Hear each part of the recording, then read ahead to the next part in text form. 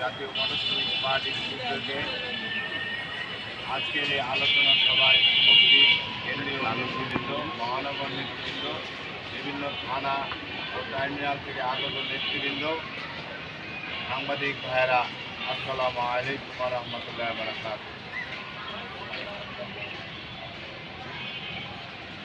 আপনারা সবাই জানেন 1886 সালে আমেরিকার শিকাগো শহরে শ্রমিকের ন্যায্য দাবি 8 ঘন্টা কর্মদিবসের জন্য যে আন্দোলন তারা করেছিল, তখনকার প্রশাসনের সাথে তাদের গণ্ডগোল হয় এবং সেখানে প্রায় 12-13 জন শ্রমিক নিহত হয়। তারপরের থেকে সারা বিশ্বে 1890-এর পরের থেকে সারা বিশ্বে এই আন্দোলন, এই মে দিবস, পয়লা মে দিবস শুরু হয়ে আসছে। আমরা এই মহান মে দিবস উপলক্ষে সকল নিহত শ্রমিক ভাইদের আত্মার প্রতি আমরা মাগফিরাত জানাই, তাদের পরিবারের প্রতি সহানুভূতি জানাই। সম্মানিত শ্রমিক ভাইরা, আপনারা জানেন আজকে আমাদের দেশে সকল শ্রমিক ভাইরা, পরিবহন শ্রমিক,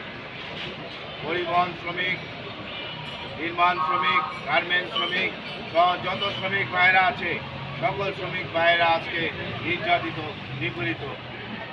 আমরা আমাদের এই বাংলাদেশের বর্তমান দায়িত্বপ্রাপ্ত প্রধান উপদেষ্টা ডক্টর ইউনূস সাহেবের কাছে অনুরোধ করব, আপনারা শ্রমিকদের প্রতি নজর দেন। আমাদের দেশে যাতে শ্রমিকরা সুন্দরভাবে বাঁচতে পারে, চলতে পারে, এই আশা আপনার কাছে ব্যক্ত করব।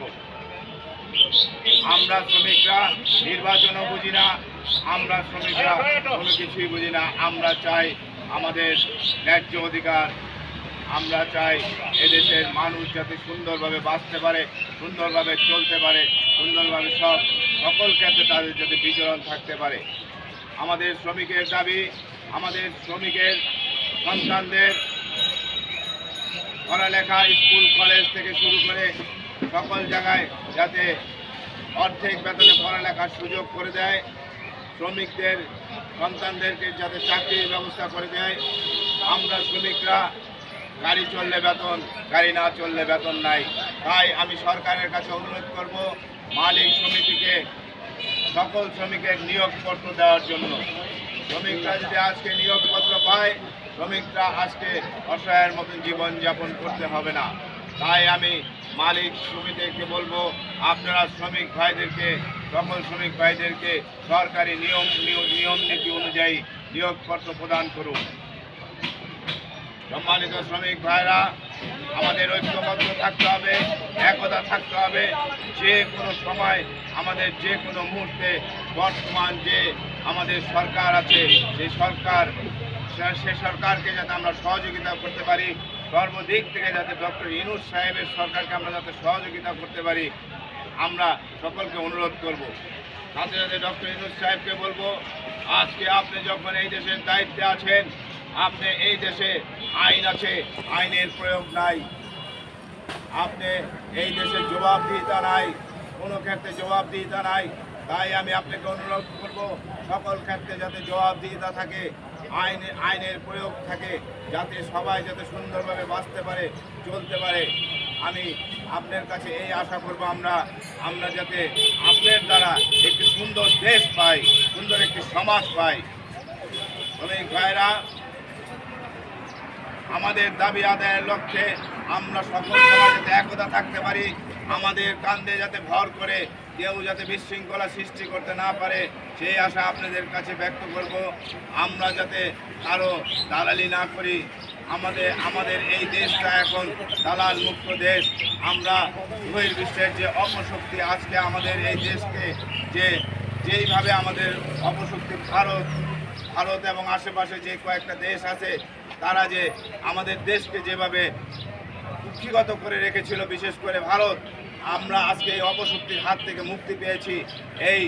এই ব্যাপারে আমাদের সকলে ঐক্যবদ্ধ থাকতে হবে, যাতে আগামী দিনে কোনো বহির্বিশ্বের অপশক্তি যাতে এই দেশকে প্রভাবিত করতে না পারে।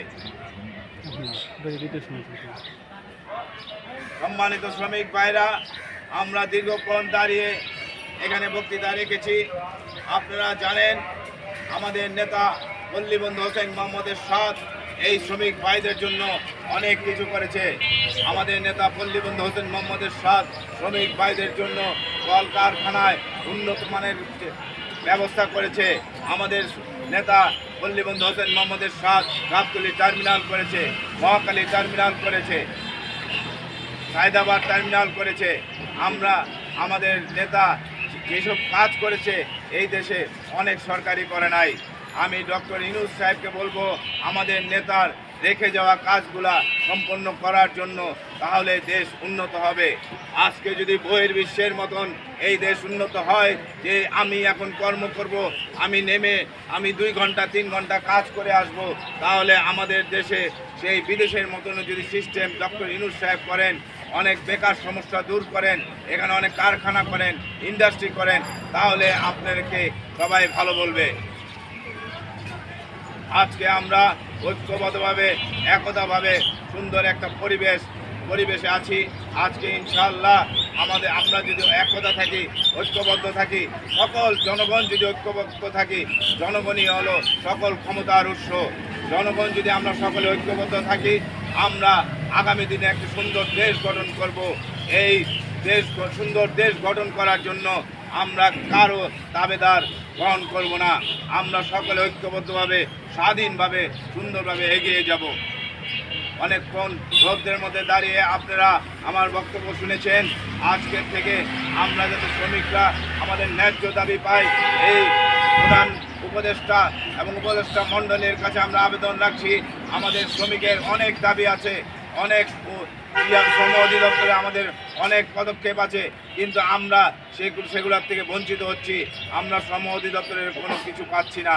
তাই আমি প্রধান উপদেষ্টার কাছে অনুরোধ করব, আপনারা শ্রম অধিদপ্তর সহ সকল অধিদপ্তর যাতে দুর্নীতি মুক্ত হয়, এই দেশে যাতে দুর্নীতি থাকে না, এই দেশে যাতে সন্ত্রাস থাকে না, এই দেশে যাতে চাঁদাবাজ থাকে না, এই সকল আশা ব্যক্ত করে সকলের সুস্বাস্থ্য কামনা করে আগামী দিনে যাতে আমরা একটা সুন্দর দেশ ডক্টর ইউনূস সাহেবের নেতৃত্বে গঠন করতে পারি, এই আশা ব্যক্ত করে সকলকে ধন্যবাদ জানিয়ে আমি আমার সংক্ষিপ্ত বক্তব্য এখানে শেষ করছি। আপনারা সবাই ভালো থাকবেন, সুস্থ থাকবেন। আমার সাথে সবাই স্লোগান ধরেন, দুনিয়ার মজদুর, দুনিয়ার মজদুর, এক হও লড়াই করো, দুনিয়ার মজদুর, দুনিয়ার মজদুর, এক হও লড়াই করো, দুনিয়ার মজদুর। ধন্যবাদ সবাইকে।